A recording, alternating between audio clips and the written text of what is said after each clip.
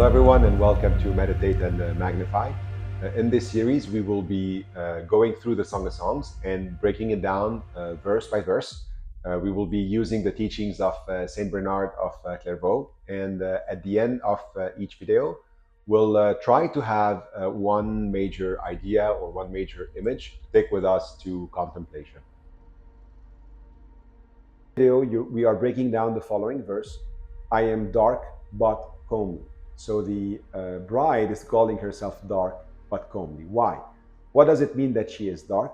Well, she's dark because she's living in darkness. She's living in the empire of the prince of the world.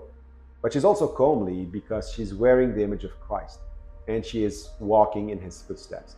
So in many ways, the bride calling herself dark but comely, she's actually reflecting on the status of her life. And I think that applies if you consider many of the saints. Their exterior was pretty humble, vile, maybe even neglected, but in their interior, they contemplate the glory of God and they are being transformed in his image.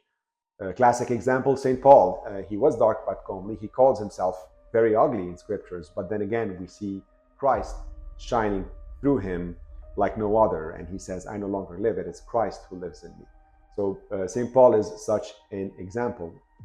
And obviously in scripture, we see a lot of emphasis on this difference between the inside and the outside. Jesus at one point calls the Pharisees whitewashed tombs, looking clean from the outside, but full of corruption. So the bride then, calling herself dark and comely, is reflecting on her situation, living in a sinful world, but in the image of Christ and called to follow in his footsteps. Now, the other way to look at this is to say that the bride is actually dark in the eyes of the daughters of Jerusalem or in the eyes of the world, but she is comely and beautiful in the eyes of her Lord. And who is it that she's trying to please at the end of the road? So the meditation for this video is going to be the following. I want you to close your eyes and try to visualize yourself in the eyes of Jesus.